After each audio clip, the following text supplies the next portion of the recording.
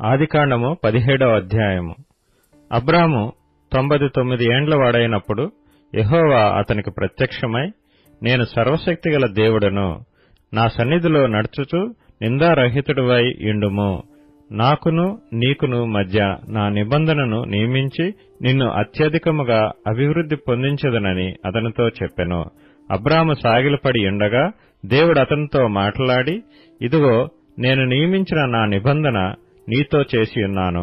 నీవు అనేక జనములకు తండ్రివగుదువు, మరియు ఇక మీదట నీ పేరు అబ్రాము అనబడదు. నిన్ను అనేక జనములకు తండ్రినిగా నియమించితిని గనుక నీ పేరు అబ్రాహాము అనబడును. నీకు అత్యధికముగా సంతాన వృద్ధి కలుగచేసి నీలో నుండి జనములు వచ్చునట్లు నియమించుదును. రాజులను నీలో నుండి వచ్చెదరు. నేను నీకును నీ తరువాత నీ సంతానమునకును దేవుడునై ఉండునట్లు నాకును నీకును నీ తరువాత వారి తరములలో నీ సంతతికి నీ మధ్య నా నిబంధనను నిత్య నిబంధనగా స్థిరపరచెదను. నీకును నీ తరువాత నీ సంతతికిని నీవు పరదేశివైన దేశమును అనగా కనాను దేశమంతటిని నిత్య స్వాస్థ్యముగా ఇచ్చి వారి దేవుడునై ఉందునని అతనితో చెప్పెను.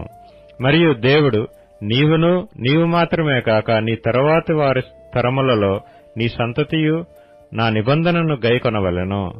నాకును నీకును నీ తరువాత నీ సంతతికి నీ మధ్య మీరు గైకొనవలసిన నా నిబంధన ఏదనగా, మీలో ప్రతి మగవాడును సున్నతి పొందవలెను. మీరు మీ గోప్యాంగ చర్మమున సున్నతి పొందవలెను. అది నాకు నీకు మధ్యనున్న నిబంధనకు సూచనగా ఉండును. 8 దినముల వయస్సు గలవాడు అనగా నీ ఇంట పుట్టినవాడైనను నీ సంతానము కాని అన్యుని యొద్ద వెండితో కొనబడినవాడైనను మీ తరములలో ప్రతి మగవాడు మీలో సున్నతి పొందవలెను. నీ ఇంట పుట్టినవాడును నీ వెండితో కొనబడినవాడును తప్పక సున్నతి పొందవలెను. అప్పుడు నా నిబంధన మీ శరీరమందు నిత్య నిబంధనగా ఉండును. సున్నతి పొందని మగవాడు అనగా ఎవని గోప్యాంగ చర్మమున సున్నతి చేయబడదో అట్టివాడు తన జనులలో నుండి కొట్టివేయబడును. వాడు నా నిబంధనను మీరియున్నాడని అబ్రాహాంతో చెప్పెను. మరియు దేవుడు, నీ భార్య అయిన శారయు పేరు శారయు అనవద్దు, ఎలయనగా ఆమె పేరు శారా.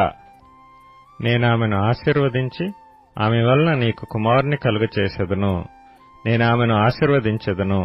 ఆమె జనములకు తల్లి అయి ఉండును.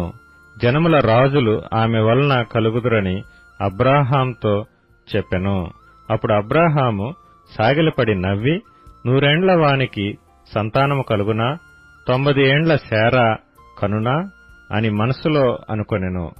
అబ్రాహాము, ఇష్మాయేలు నీ సన్నిధిని బ్రతుకుననుగ్రహించుము అని దేవునితో చెప్పగా, దేవుడు, నీ భార్య అయిన శారా నిశ్చయముగా నీకు కుమారుని కనును. నీవతనికి ఇస్సాకు అని పేరు పెట్టుదువు.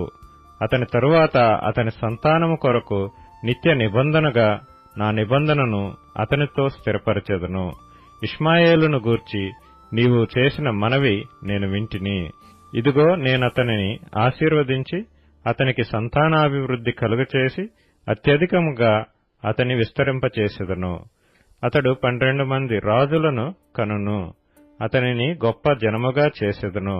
అయితే వచ్చు సంవత్సరము ఈ కాలమందు శారా నీకు కనబోవు ఇస్సాకుతో నా నిబంధనను స్థిరపరచెదనని చెప్పెను. దేవుడు అబ్రాహాంతో మాట్లాడుట చాలించిన తరువాత అతని యొద్ద నుండి పరమునకు వెళ్ళెను. అప్పుడు అబ్రాహాము తన కుమారుడైన ఇష్మాయేలును, తన ఇంట పుట్టిన వారినందరినీ, తన వెండితో కొనబడిన వారినందరినీ, అబ్రాహాము ఇంటి మనుష్యులలో ప్రతి వానిని పట్టుకొని దేవుడు తనతో చెప్పిన ప్రకారము ఆ దినమందే వారి వారి గోప్యాంగ చర్మమున సున్నతి చేసెను. అబ్రాహాము గోప్యాంగ చర్మము సున్నతి చేయబడినప్పుడు అతడు 99 ఏండ్లవాడు. అతని కుమారుడైన ఇష్మాయేలు గోప్యాంగ చర్మము సున్నతి చేయబడినప్పుడు అతడు 13 ఏండ్లవాడు. ఒక దినమందే అబ్రాహామును అతని కుమారుడైన ఇష్మాయేలును సున్నతి పొందిరి. అతని ఇంట పుట్టిన వారును, అన్యుని యొద్ద వెండితో కొనబడిన వారును, అతని ఇంటిలోని పురుషులందరూ అతనితో కూడా సున్నతి పొందిరి.